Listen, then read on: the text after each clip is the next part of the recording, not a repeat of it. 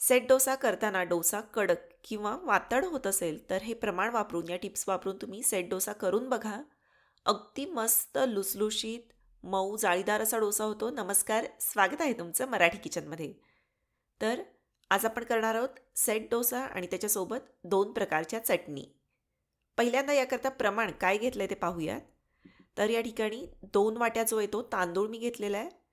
तर आता इंद्रायणीसारखा चिकट तांदूळ सोडून थोडासा जाडसर असा जो साधा तांदूळ असतो तो कुठलाही तुम्ही घेऊ शकता. या ठिकाणी मी रेशनचा तांदूळ घेतलेला आहे. 2 वाट्या तांदूळ घेतला. त्यानंतर याच्यामध्ये आपण घालणार आहोत 1 वाटी इडली रवा. इडली करण्यासाठी जो तांदळाचा रवा मिळतो, तो 1 वाटी घ्यायचा. त्याच्यानं डोशाला खूप मस्त चव आणि हलकासा क्रिस्पीपणा डोशाला येतो. जर इडली रवा नसेल तर त्याच्याऐवजी तुम्ही अजून 1 वाटी तांदूळ घेऊ शकता. त्याचप्रमाणे या ठिकाणी 1 वाटी उडीद डाळ घेतली. तसेच 2 चमचे हरभरा डाळ याच्यामध्ये घालायची. अगदी थोडेसे छोटा पाव चमचा मेथीदाणे घातले. 2 ते 3 वेळा चांगलं चोळून स्वच्छ धुवून घ्या. विशेष करून रेशनचा तांदूळ जर का असेल तर चांगलं चोळून स्वच्छ धुवून घ्यावं लागतं. एक दोनदा धुवून झालं की याच्यामध्ये अर्धी वाटी पोहे घातलेले आहेत. पोह्यानं सुद्धा डोसे जे आहेत ते छान लुसलुशीत मऊ असे होतात. पोहे घातल्यानंतर पुन्हा एकदा धुवून घ्या आणि भरपूर पाणी घालून एक 5-6 तास भिजवून घ्यायचं. हे बघा छान असं भिजलं की मिक्सरच्या भांड्यात थोडं थोडं हे जे सगळं साहित्य ते काढून वाटून घेणार आहोत. एकदा दोनदा असं चांगलं फिरवून घेतलं की मग याच्यामध्ये थोडंसं पाणी घातलं आणि अगदी बारीक एकजीव होईल, कुठेही तांदळाचे किंवा डाळीचे कण लागणार नाहीत अशा पद्धतीनं हे जे बॅटर आहे ते करून आपल्याला घ्यायचं आहे. हे बघा कन्सिस्टन्सीसुद्धा खूप जास्त घट्ट ठेवायची नाही आहे, थोडीशी पातळसर अशी याची कन्सिस्टन्सी ठेवायची. त्यानंतर शेवटचा घाणा जेव्हा आपण वाटण्यासाठी मिक्सरच्या भांड्यात काढतो तेव्हा काय करायचं, याच्यामध्ये अगदी 2 चमचे मैदा घालायचा. मैदा घातल्यामुळं काय होतं की डोसे जे आहेत ते अगदी छान लुसलुशीत असे होतात. कुठंही त्याच्यामध्ये वातडपणा येत नाही. त्याच्यामुळं हे तुम्ही अवश्य करून बघा. जर का सेट डोसा करणार असाल तर अगदी 2 चमचे मैदा घाला. अगदी मैदा वापरणं शक्य नसेल तर 2 चमचे गव्हाचं पीठ घातलं तरीसुद्धा चालेल. हे बघा हे असं सगळं छान एकजीव असं पीठ वाटून झालं आहे. आता हे झाकून छान उबदार ठिकाणी ठेवून द्यायचं. शक्यतो मी किचनमधलं जे कपाट असतं, कॅबिनेट असतं त्याच्यामध्ये ठेवून देते.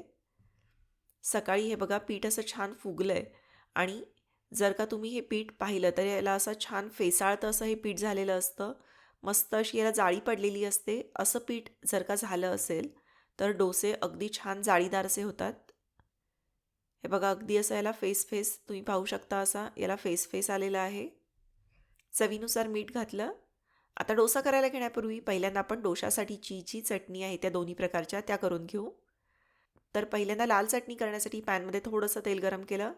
याच्यामध्ये एक मध्यम आकाराचा कांदा उभा चिरून घातला आहे. कांदा थोडासा गुलाबीचा रंगावर परतून घ्यायचा आणि मग याच्यामध्ये 5-6 पाकळ्या लसूण घातला. लसूणसुद्धा एकदा दोनदा कांद्यासोबत परतून घेतला आणि मग अगदी थोडेसे ओल्या नारळाचे काप याच्यामध्ये घातले. ओला नारळ घातल्यामुळं चटणीची चव आणि त्याला एक छान असा दाटसरपणा येतो. चटणी छान मिळून येते. नारळ असा परतून घ्या. जरी आपण याच्यामध्ये टोमॅटो घालणार असलो तरीसुद्धा चटणीला थोडीशी आंबटसर अशी चव येण्यासाठी चिंच आवश्यक आहे. अगदी थोडीशी चिंच घालायची. त्यानंतर एक मोठा पिकलेला टोमॅटो याच्यामध्ये घातला. टोमॅटो थोडासा मऊ होईपर्यंत परतून घ्यायचा आणि मग याच्यामध्ये एक मोठा चमचा बेडगी मिरची पावडर किंवा काश्मीरी लाल तिखट घातलं. लगेच गॅस बंद करायचा आहे.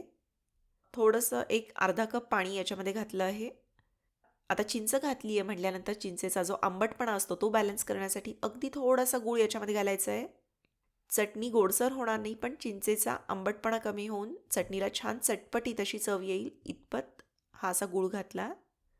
थंड झाल्यानंतर मिक्सरमध्ये हे जे मिश्रण आहे ते असं छान बारीक असं वाटून घेतलं. हे बघा ही अशी आपली लाल रंगाची टोमॅटोची चटणी जी आहे ती तयार झाली. त्यानंतर दुसरी चटणी करण्यासाठी या ठिकाणी अर्धा कप ओल्या नारळाचे काप घेतले आहेत. याच्यामध्ये पाव कप डाळे घातले. भरपूरशी हिरवी मिरची घालायची. चवीनुसार मीठ घातलं आणि थोडंसं पाणी घालून हे बघा ही अशी दाटसर अशी चटणी वाटून घेतली. खूप जास्तही पाणी घालून पातळ करायचं नाही आहे. डोशासाठीची चटणी जी आहे ती थोडीशी घट्टसर असेल तर छान वाटते. आता दोन्ही चटणींना आपण फोडणी देण्यासाठी तेल गरम करून घेतलं आहे. तेलामध्ये मोहरी, कढीपत्ता आणि हिंग यांची फोडणी तयार केली आणि ही चुरचुरीत अशी फोडणी दोन्ही चटणींवर घालायची आहे. आता हा जो डोसा आहे तो करण्यासाठी थोडासा नेहमीच्या वापरातला सेट झालेला तवा जो आहे तो डोसा करण्यासाठी वापरायचा किंवा नॉनस्टिकचा तवा घेऊ शकता.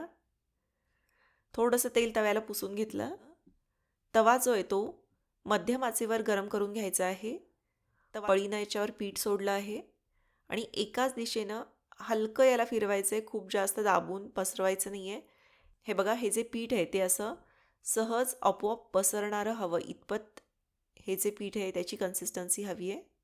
आणि मग पळीनं अलगदपणे खूप जास्त दाब न देता एकाच दिशेनं फिरवायचं आहे. खूप जास्त पातळ करायचं नाही आहे, हलकं फिरवलं आणि हा असा आपला छोटासा तळहाता एवढ्या आकाराचा सेट डोसा जो आहे तो करून घेतला. विशेषतः पहिल्या 1-2 डोशांसाठी कडेनं थोडंसं तूप सोडा.